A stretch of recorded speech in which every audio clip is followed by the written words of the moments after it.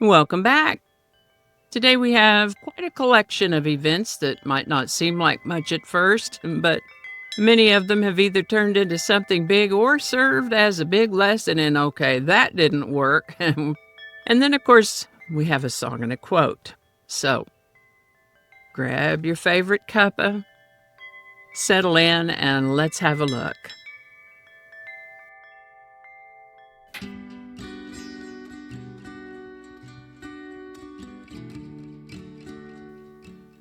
Hi there, and welcome to This Day in History for September 4th.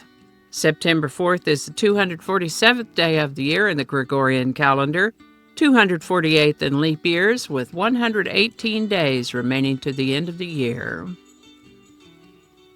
Today's word is trivial.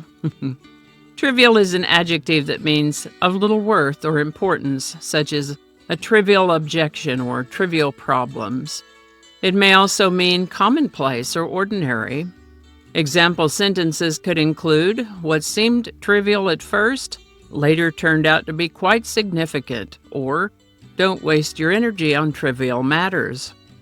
The word trivial comes to us from Latin, a word that meant commonplace, ordinary, or found everywhere. First known use of the word trivial is in the 1500s. Trivial. And with that, on September 4th, 1781, 44 Spanish settlers founded the village of Our Lady, the Queen of Angels. This settlement would eventually come to be known as Los Angeles. On September 4th, 1888, George Eastman registered the trademark Kodak and received a patent for his camera that used roll film. Did you know that the United States had Zeppelins? September 4th, 1923 marks the maiden flight of the USS Shenandoah. This was the first of 4 such ships.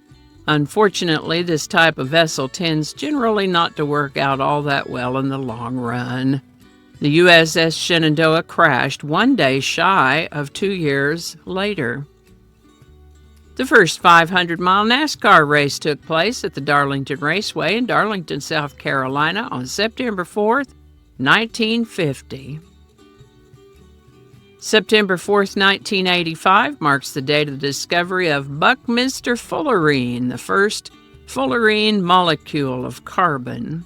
Also known as C60, the C60 molecule has a cage-like fused ring structure that resembles a soccer ball made of 20 hexagons and 12 pentagons. It was named after Buckminster Fuller, who designed the geodesic dome structures that look similar to the C60 molecule. Google was founded on this date in 1998 by Stanford University students Larry Page and Sergey Brin. Today's song is Green Onions by Booker T and the MGs. Green Onions is aptly described as an iconic instrumental R&B hit, one of the most popular instrumental rock and soul songs ever, and as one of the most popular R&B instrumentals of its era. Booker T. Jones wrote this song when he was 17 years old, either late 1961 or early 1962. They went to the studio with it and released it in 1962. Green Onions peaked at number 3 on the Billboard Hot 100, number 1 on the R&B singles chart for 4 non-consecutive weeks. Green Onions has been featured in a bunch of movies like The Sandlot, Get Shorty, American Graffiti, and Quadrophenia, just to name a few. By the way, when Green Onions was featured in Quadrophenia, it re-entered the charts for 12 weeks, peaking in the top 10 that time. Incidentally, similarly to the Wrecking Crew out in Los Angeles, Booker T and the MGs served as the house band at Stax Record, playing background music on hundreds of records for such greats as Wilson Pickett, Otis Redding, Bill Withers, Sam and Dave, just to name a few. Green Onions by Booker T and the MGs, link in the description. How about that? For today's quote, I went browsing through my little collection of quotes and found this one for you. And it is, happy people don't always have the best of everything, but they know how to make the best of what they have. Unknown. Alrighty, y'all take care. Be good to each other. I'll see you next time. And I think that's going to do it for us today. Thank you so much for watching. Consider subscribing if you haven't already. Feel free to share this video with a link in your email, messaging, or social media.